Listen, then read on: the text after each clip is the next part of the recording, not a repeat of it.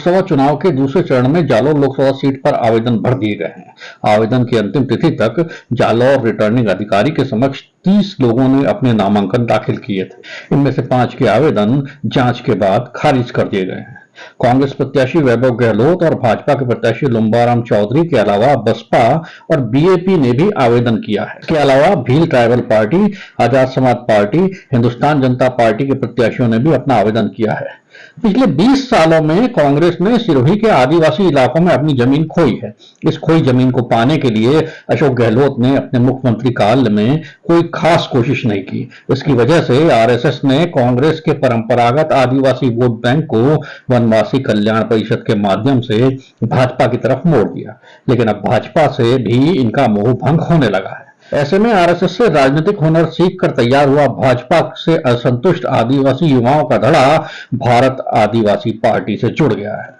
इस बार विधानसभा के चुनावों में भारत आदिवासी पार्टी ने न सिर्फ जालौर, सिरोही, सांचौर लोकसभा सीट की 8 विधानसभाओं में से अनुसूचित जाति के लिए आरक्षित पिंडवाड़ा आबू विधानसभा सीट पर भाजपा के प्रत्याशी की जीत का अंतर को कम किया, बल्कि कांग्रेस के प्रत्याशी के हार का कारण भी बना। लोकसभा में भी भारत आदिवासी पार्टी ने अपना प्रत्याशी खड़ा किया है।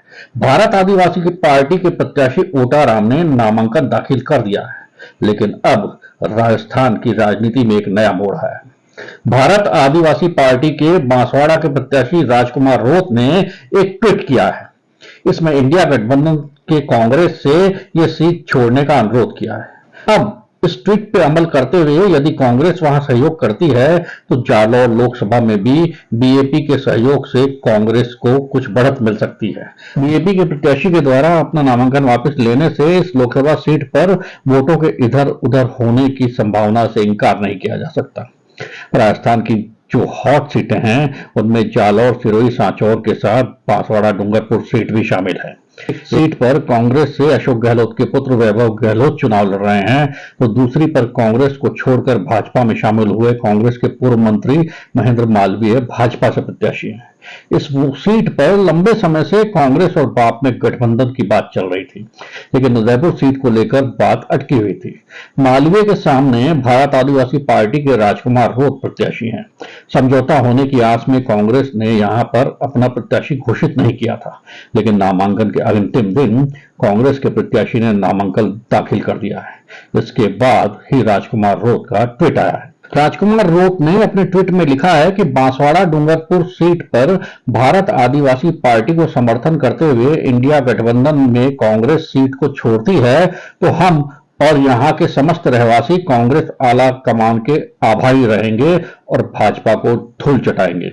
इस सीट पर कांग्रेस का वोट बैंक अब भी बरकरार है। बीएपी और कांग्रेस के अलग अलग लड़ने पर वोटों के बंटने के कारण भाजपा की जीत की संभावनाएं यहां बढ़ जाएंगी। कांग्रेस का बांसवाड़ा डूंगरपुर सीट पर नाम वापसी का निर्णय होता है तो जालौर में बाप के अपने प्रत्याशी ओटाराम की बजाय कांग्रेस के समर्थन में उतरने से कांग्रेस को थोड़ी और मजबूती मिल सकती है।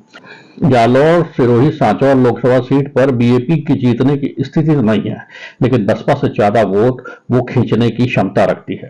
सिर्फ आबू पिंडवाड़ा विधानसभा क्षेत्र में पिछले विधानसभा चुनाव में बीएपी के प्रत्याशी मेघाराम गरासिया ने 23,894 वोट लिए थे। इसकी वजह से कांग्रेस ये सीट हार गई। यदि बीएपी कांग्रेस विधानसभा चुनाव मिलकर लड़ती तो इस सीट पर कांग्रेस के जीतने की प्रबल संभावना थी। जालौर लोकसभा क्षेत्र में तो बीएपी के वोटों के और बढ़ने की संभावना है।